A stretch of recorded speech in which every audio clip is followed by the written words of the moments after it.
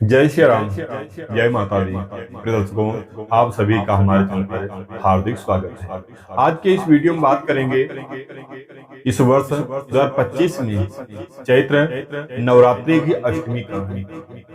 अष्टमी में क्या विशेष करना चाहिए, अष्टमी में माँ को भेंट क्या चढ़ाना चाहिए, माँ को भेंट कब चढ़ाना चाहिए, अष्टमी को माँ को श्रृंगार क्या चढ़ाना चाहिए, कौन सा सिंदूर चढ़ाना चाहिए, कौन से सिंदूर से सुहाग लेना चाहिए, महानिशा की पूजा कब की जाएगी, महानिशा का पूजन का शुभ समय क्या है और महानिशा पूजन का महत्व क्या है, अष्टमी को नवरात्रि का प्राण क्यों कहा गया है, अष्टमी इतनी विशेष क्या है, सभी के लिए विशेषकर सुहागिन महिलाओं के लिए अष्टमी क्या मायने रखती है, महिलाओं को बाल धोना चाहिए या नहीं धोना चाहिए, महिलाओं को पूजन में सिंदूर लगाना चाहिए या नहीं लगाना चाहिए। जैसा आप सबके द्वारा कमेंट आ रहा है, हमारी एक वीडियो उसके पहले जा चुकी है लेकिन फिर भी कमेंट आ गया है, उसी को देखते हुए यह वीडियो आप सबके सामने फिर प्रस्तुत करना पड़ रहा है।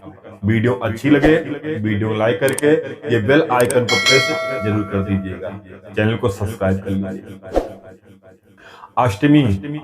अष्टमी का बहुत बड़ा महत्व माना गया है, क्योंकि नवरात्रि की जो प्राण है वह अष्टमी तिथि है।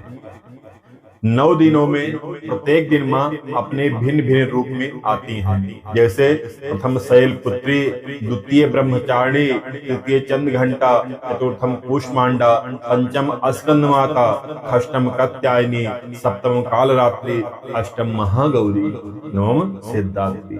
9 दिनों में 9 देवियां प्रतिदिन एक एक रूप में आती हैं।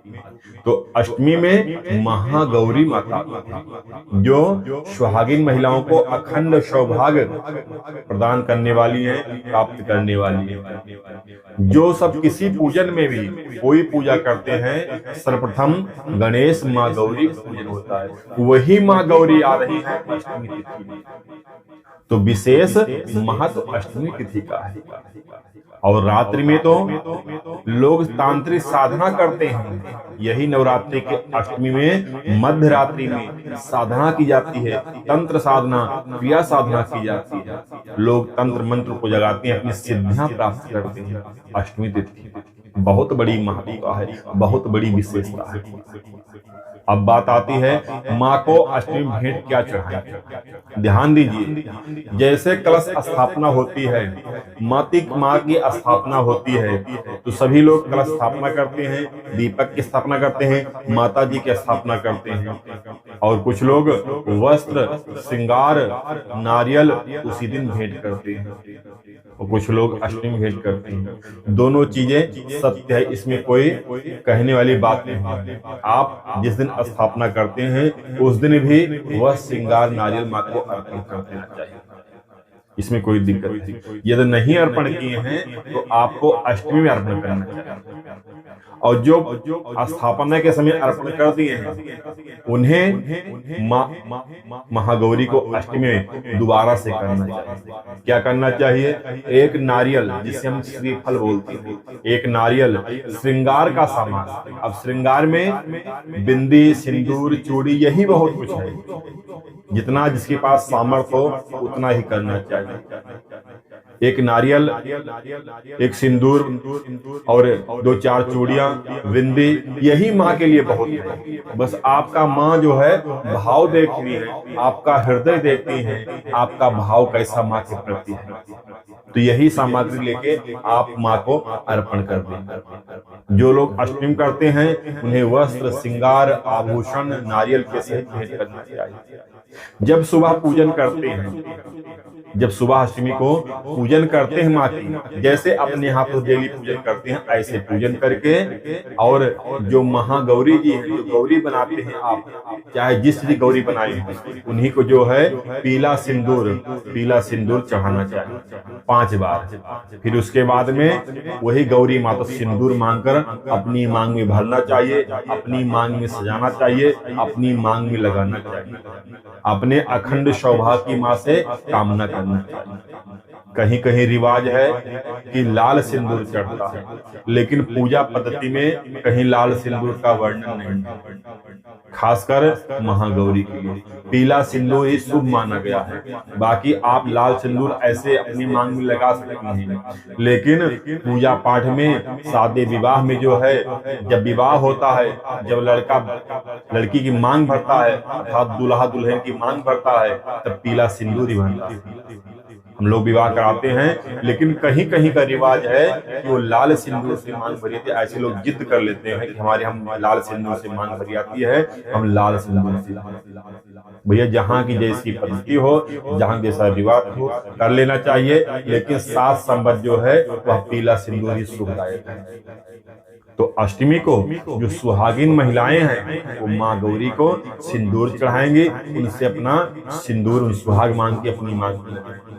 अब जाने इस 2025 में चैत्र नवरात्रि की अष्टमी कब है, तो ध्यान दीजिए, अष्टमी शनिवार 5 अप्रैल 2025 को है। और जो सुबह का पूजन का समय होगा वैसे पूरा दिन, क्योंकि पूरा दिन और आधी रात तक अष्टमी है, इसमें कोई संशय न करें। जब जिसको समय मिलता है तब पूजन करें, लेकिन पूजन का अगर सुबह सुबह पूजन किया जाए सबसे अच्छा होता है। तो सुबह पूजन का समय है सुबह 6:18 से लेकर 9:52 तक। अगर जो 6:18 पहले करना चाहें तो ब्रह्म मुहूर्त में आएगा, उसमें भी कर सकते हैं। तो आप जो है आराम से सुबह प्रातः ब्रह्म मुहूर्त से लेके सुबह 9:52 तक आराम से माँ महागौरी की अष्टमी की पूजा करिए। और जो महानिशा की पूजन करेंगे, जो शाम को पूजन करेंगे, या जो लोग दिन में नहीं कर पाए, किसी किसी को केवल धूप दीप करके ऑफिस जाना होता है, ड्यूटी पर जाना होता है, शाम को आती हैं, तो क्या करें, शाम को 6:40 से लेकर रात्रि में 8:50 तक इसमें जो है महानिशा की पूजन हो जाएगी और सिंदूर सुहाग भेंट मां को चढ़ जाएगी। जो सिद्धियां प्राप्त करना चाहते हैं, जो तंत्र साधना प्राप्त करना चाहते हैं, जो महानिशा की पूजा करना चाहते हैं, वो रात्रि में 11:27 से लेकर रात्रि में 1:37 तक ये महानिशा की रात में पूजन होगी। इसमें तांत्रिक गण जो अपनी शक्तियां सिद्ध करते हैं, मां के शक्तियां इकट्ठा करते हैं, अपनी साधना को सत्य करते हैं। तो ये रहा समय। अब जो है, जो लोग ये कहते हैं कि हम नवरात्रि में बाल नहीं धोए हैं, क्या अष्टमी को बाल धो सकते हैं क्या? देखिए, पहली वीडियो में कह चुका हूं, अगले नवरात्रि में भी कह चुका हूं कि नवरात्रि में प्रत्येक महिला को खूब श्रृंगार करके जो है माँ के समक्ष बैठना चाहिए। 16 श्रृंगार करके जो है माँ की पूजा करना चाहे तो कर सकती हैं, इसमें कोई संदेह नहीं है। जो लोग कहते हैं स्थापना के बाद नवरात्रि तक हम बाल नहीं धुलते हैं, साबुन नहीं लगाते हैं और जो है सिंदूर नहीं लगाते हैं, वो केवल आडंबर है, उनका केवल लोक रीत होगा, धर्म रीत से कोई मतलब नहीं है, वेद रीत से मतलब नहीं है, शास्त्र रीत से मतलब नहीं है। माँ की पूजा तो स्वच्छता से करना चाहिए। माँ को स्वच्छ पसंद है, निर्मल मन जल सो मही भावा, अर्थात माँ को केवल निर्मल मन पसंद है। आप स्वच्छता दिखाइए, दिव्यता दिखाइए, स्वच्छ रहिए, माँ और प्रसन्न होंगी। तो नवरात्रि में जब दिन अच्छा मिल जाए तब जो है बाल धोलना चाहिए। जैसे शुक्रवार, इस बार 2025 में चैत्र नवरात्रि में शुक्रवार 4 अप्रैल को है, तो अष्टमी के पहले भी आप 4 अप्रैल को अपने बालों को धुल सकती हैं। और प्रतिदिन स्नान करना चाहिए, और पूजन के पहले आप जब स्नान करके जाती हैं तो श्रृंगार करके सिंदूर लगा के तब माँ के पास बैठना चाहिए, माँ की पूजा तब करना चाहिए। और प्रतिदिन माताओं को भी श्रृंगार अर्थात सुहाग सिंदूर चढ़ाना चाहिए। माँ से सिंदूर नहीं लेना चाहिए, केवल अष्टमी को लेंगी, लेकिन प्रतिदिन माँ को सिंदूर चढ़ाया करें। जब अष्टमी आएगी अर्थात शनिवार 5 अप्रैल आएगा, जब 5 अप्रैल अष्टमी को पूजा आप करेंगे, उस समय माता को सिंदूर चढ़ा के फिर माँ से सुहाग मांग के सिंदूर अपनी मांग में सजा लेंगी, अपनी मांग में लगा लेंगी, माँ से अपने अखंड सौभाग्य की कामना करेंगी। तो जो लोग कहते हैं वो आडंबर है। ऐसे बहुत से कमेंट आए हैं, हमारे कढ़ाइयाँ नहीं चढ़ती हैं, हमारे तवे नहीं चढ़ते हैं, हम लोग रूखा सूखा दिन में खाते हैं। अरे ये कहाँ का आडंबर है? माँ को जो है बहुत दिव्यता प्यारा है। आप जितना खुश रहेंगे, जितना अच्छा माँ को बना के भोग लगा रहे हैं, उतना माँ खुश होती हैं। आप रूखे सूखे ऐसे भगवान भजन कर रहे हैं, माँ का भजन कर रहे हैं, नवरात्रि मना रहे हैं। नवरात्रि में एक दिव्यता घर में होना चाहिए, डेली झाड़ू पोछा लगना चाहिए, एक ऊर्जा बनी रहती है। तो नीरस जीवन कोई जीवन नहीं है। आप जो है स्वच्छ के साथ में, स्वच्छता दिव्यता के साथ में माता की पूजा अर्चना वंदना करिए। आपको यह वीडियो हमारी अच्छी लगी हो, हमारा संदेश आपको अच्छा लगा हो, तो वीडियो को लाइक कर दीजिएगा और यह वीडियो औरों के पास शेयर जरूर करिएगा।